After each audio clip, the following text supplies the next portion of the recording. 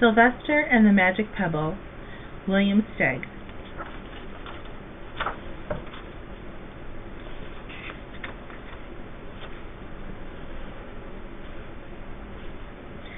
Sylvester Duncan lived with his mother and father at Acorn Road in Oatsdale.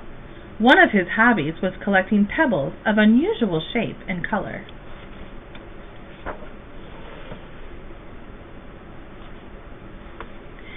On a rainy Saturday during vacation, he found a quite extraordinary one. It was flaming red, shiny, and perfectly round like a marble. As he was studying this remarkable pebble, he began to shiver, probably from excitement, and the rain felt cold on his back. "Oh, I wish it would stop raining," he said. And to his great surprise, the rain stopped. It didn't stop gradually as rains usually do. It ceased. The drops vanished on the way down. The clouds disappeared. Everything was dry, and the sun was shining as if rain had never existed.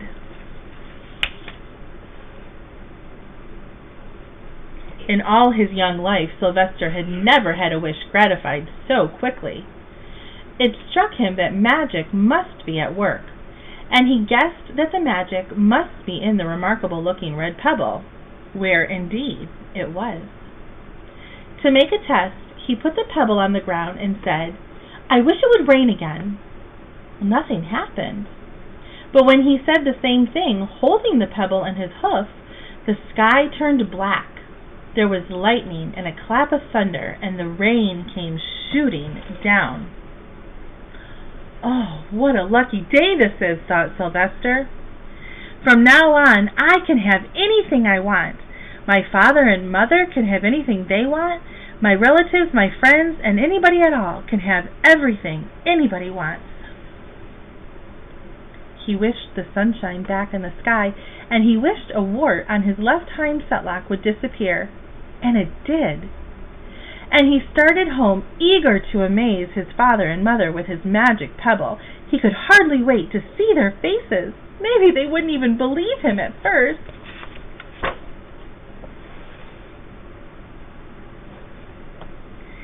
As he was crossing Strawberry Hill, thinking of some of the many, many things he could wish for, he was startled to see a mean, hungry lion looking right at him from behind some tall grass.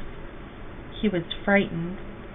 If he hadn't been so frightened, he could have made the lion disappear, or he could have wished himself safe at home with his father and mother. He could have wished the lion would turn into a butterfly or a daisy or a gnat. Oh, he could have wished many things, but he panicked, and he couldn't think carefully. "I wish I were a rock," he said, and he became a rock.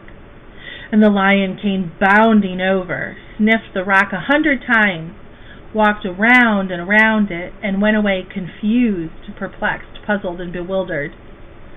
"I saw that little donkey as clear as day. Oh, maybe I'm going crazy," he muttered.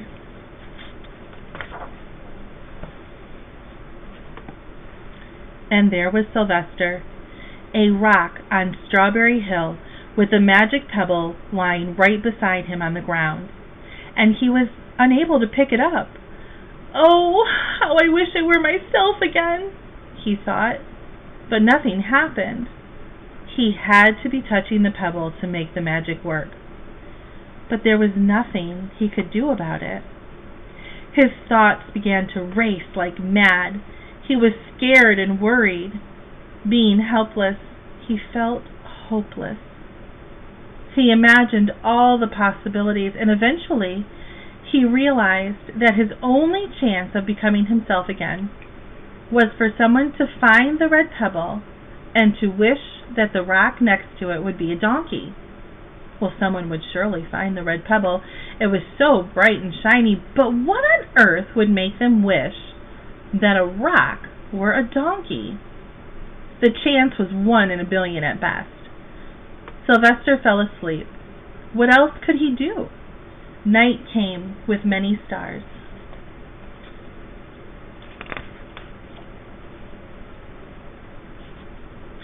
Meanwhile, back at home, Mr. and Mrs. Duncan paced the floor, frantic with worry. Sylvester had never come home later than dinner time. Where could he be? They stayed up all night wondering what had happened, expecting that Sylvester would surely turn up by morning. But he didn't, of course. Mrs. Duncan cried a lot, and Mr. Duncan did his best to soothe her. Both longed to have their dear son with them. "I will never scold Sylvester again as long as I live," said Mrs. Duncan, "no matter what he does." And at dawn, they went about inquiring of all the neighbors. They talked to all the children, the puppies, the kittens, the colts, the piglets. No one had seen Sylvester since the day before yesterday. They went to the police, and the police could not find their child. All the dogs in Oatsdale went searching for him.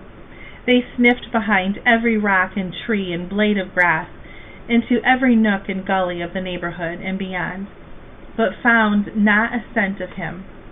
They sniffed the rock on Strawberry Hill, but it smelled like a rock. It didn't smell like Sylvester.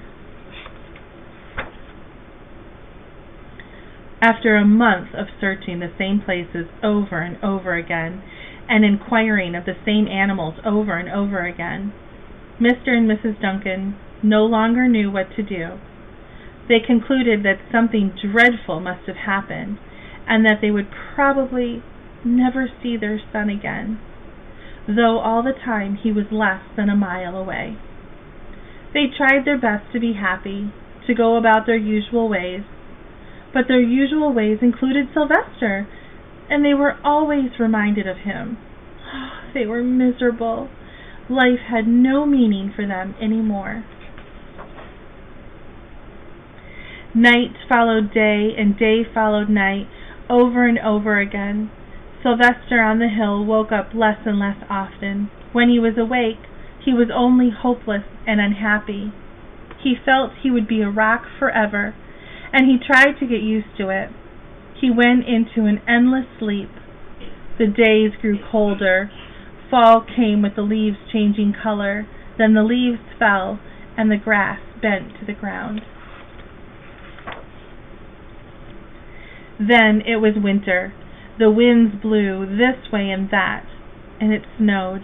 Mostly the animals stayed indoors, living on the food they had stored up. One day a wolf sat on the rock that was Sylvester and howled because he was hungry. Then the snows melted. The earth warmed up in the spring sun, and things budded. Leaves were on the trees again. Flowers showed their young faces.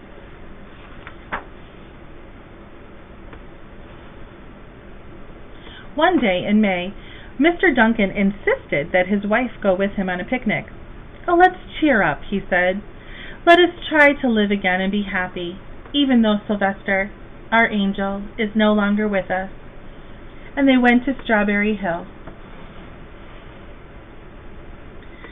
Mrs. Duncan sat down on the rock. The warmth of his own mother sitting on him woke Sylvester up from his deep winter sleep. Oh, he wanted to shout, "Mother! Father, it's me, Sylvester! I'm right here!" But he couldn't talk. He had no voice. He was stone dumb. Mr. Duncan walked aimlessly about while Mrs. Duncan set out the picnic food on the rock. Alfalfa sandwiches, pickled oats, sassafras salad, Timothy compote. Suddenly Mr. Duncan saw the red pebble. "Oh, what a fantastic pebble!" he exclaimed. Oh, Sylvester would have loved it for his collection. And he put the pebble on the rock. They sat down to eat. Sylvester was now as wide awake as a donkey that was a rock could possibly be. Mrs. Duncan felt some mysterious excitement. "You know, Father," she said suddenly, "I have the strangest feeling that our dear Sylvester is still alive and not far away." I am! Sylvester wanted to shout, but he couldn't.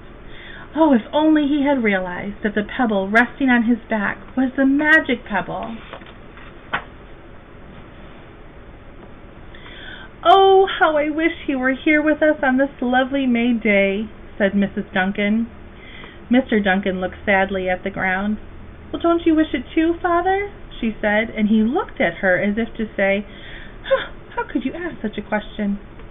Mr. and Mrs. Duncan looked at each other with great sorrow. "Oh, I wish I were myself again. I wish I were my real self again," thought Sylvester, and in less than an instant, he was. You can imagine the scene that followed. The embraces, the kisses, the questions, the answers, the loving looks, and the fond exclamations. When they had eventually calmed down a bit and had gotten home, Mr. Duncan put the magic pebble in an iron safe. Some day they might want to use it, but really for now, what more could they wish for? They all had all that they wanted. The end.